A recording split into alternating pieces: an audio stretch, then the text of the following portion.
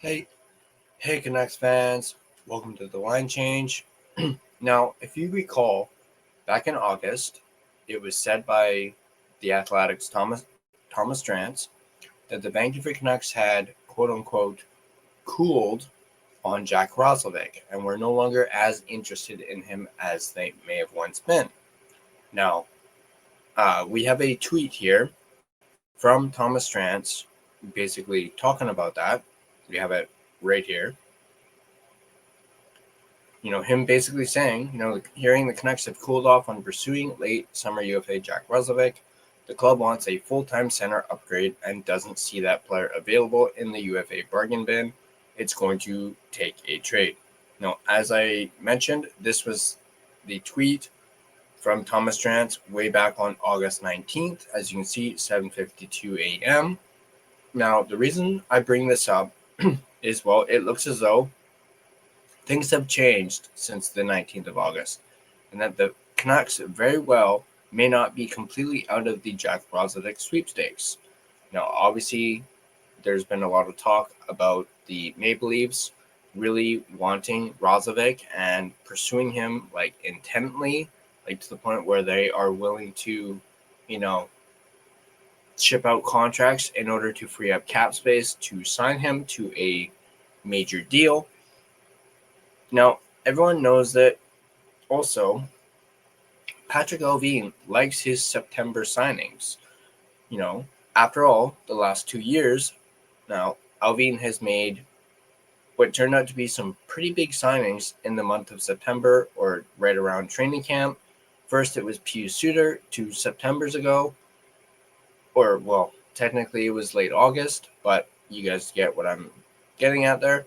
So technically 2 years ago, it was Pius Suter, and then just last year, it was Kevin Lankinen. And both of those signings turned out to be great signings for the Vancouver Canucks and actually turned out to be beneficial for said players. As, obviously Pius Suter played with us for 2 seasons and then went out onto the market and got himself a big-time contract with the St. Louis Blues. And then, of course, last year, Kevin Lankinen got that extension with the Vancouver Canucks. Now, the question is, are we going to see it again, and could it very well be Jack Roslovic? We're going to go over an article from the fine folks over at the Daily Hive, written in particular by Locked On Canucks' Trevor Beggs. But before we do that, I want to give a quick shout out and thank you to my sponsor, Gassy Jack Art, maker of this amazing artwork you see there behind me. And you guys can check him out yourselves at gassjackart.com. You guys can also find him on Instagram at gassjackart. There's a link to his website in the description down below. So without any further ado, let's go ahead and check out this article from Trevor Beggs. And he goes on to say, the Vancouver Canucks might not be out on Jack Roslovic after all. Now, as what we just mentioned, previous to this, Patrick Allvin loves making a splash late in the offseason. Last September, the Vancouver Canucks signed Kevin Lankinen to a 1-year deal worth $875,000. The year prior, Allvin signed Pius Suter to a 2-year contract worth $1.6 million per season. Both Lankinen and Suter were difference makers for the Canucks and have since signed lucrative deals. Could history repeat itself here in 2025? Jack Roslovic, the top remaining unrestricted free agent, remains unsigned with training camps across the NHL set to open next week. NHL insider Frank Saravelli provided an update on the Roslovic situation earlier this week and name-checked the Canucks.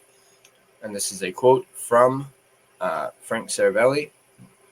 He goes on to say, obviously this has taken way longer than the Roslovic camp had anticipated. I think the Vancouver Canucks have been monitoring this situation pretty closely. Saravelli and Sportsnet's Elliot Friedman have also reported that the Toronto Maple Leafs are still in the hunt for Roslovic's services, with Friedman suggesting that the Maple Leafs could view him as a first-line winger.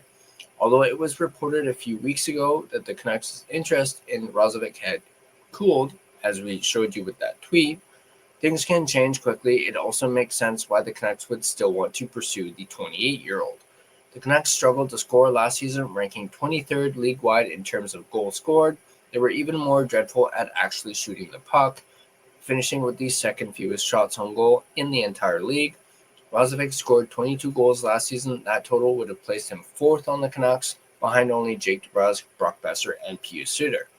The Columbus, Ohio native registered 6.98 shots on net per 60 at even strength last season. Only Filipino and Connor Garland fired pucks on net at a higher rate among Canucks skaters in 2024-25. So that is the article. So it looks like the Canucks might not be out on Jack Roslovic. Don't be surprised if maybe they just do what like they did with Pius Suter 2 seasons ago.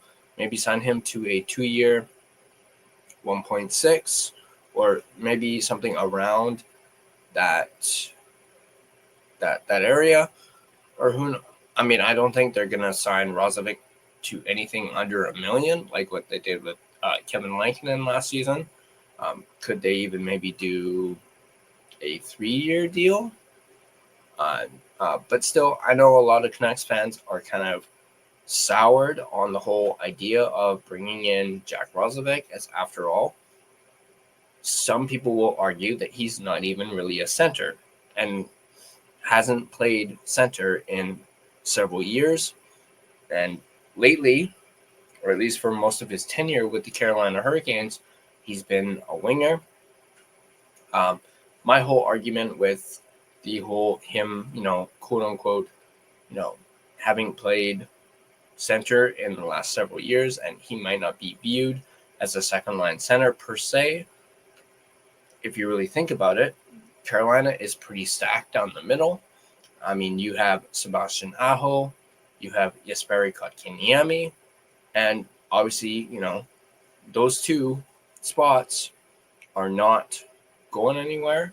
Aho and Kotkaniemi. I know Vancouver fans have a little stingy relationship when it comes to Kotkaniemi because of all those trade rumors and stuff about him potentially coming to Vancouver. I'll admit I was one of the ones who were like, no, we don't want Kotkaniemi. But if you really think about it, that would put Roslovic third on the depth chart when it comes to the middle. And, if you want him, in your top 6, he has to play on the wing. So that is my whole little argument with the whole, he hasn't played center. It's like, well, he hasn't really been given the opportunity to play center in Carolina. Perhaps he could get that opportunity here in Vancouver. So, let's actually take a look at this article that talks about, what we talked about, earlier about, saying, Canucks had cooled. This one is also from the Daily Hive as well. This one is dated a couple hours after that Thomas Drance tweet. So I'm just going to go through a couple things. I'm not going to read the entire thing, but it even goes on to say, as we mentioned, according to Drance, the Canucks don't view Roslovic or anyone remaining on their free agent market, for that matter, as the answer when it comes to addressing their center depth. We mentioned, they more likely want to address the issue by a trade, though Drance notes that they may have to wait until closer to Canadian Thanksgiving, which is a little over a month away. It seems that at this time, the Canucks are banking on prospect Aatu Räty to step up and become a regular down the middle this coming season. The 22-year-old took a big step in the AHL in 24-25, scoring 17 goals and 40 points in just 43 games. He also suited up for 33 games with the Canucks, where he managed 7 goals and 11 points. There's no denying Roslovic's offensive talent, but some view him as a better winger than a center. You could still make the argument that he would work as a stopgap for the next year or two. Without Roslovic, the Canucks are not only hoping Räty can make the jump, but are banking on Hedl staying healthy. Hedl, 25, has a well-documented history of concussion issues. While it remains to be seen whether or not the Canucks can find a trading partner ahead of the 25-26 season, it appears as though they will not be looking to solve their center issue via free agency. Once again, this was from the 19th of August, and then, literally just under a month later, things seem to have changed. So there's that. And I just want to know what you guys think. What are your guys' thoughts on this? Do you guys think, after all, the Canucks could still potentially go out there and sign Jack Roslovic? I mean, I'll admit, I'm a little surprised that he's still not signed. I mean, I really think that, as what was mentioned in the article, Roslovic's camp, was not expecting it to take this long.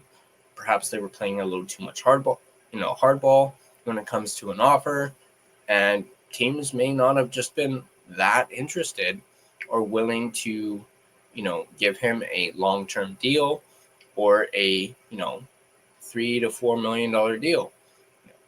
But as I mentioned, I want to know what you guys think in the comment section down below. Let me know. And as always, if you guys like this video, be sure to hit that like button.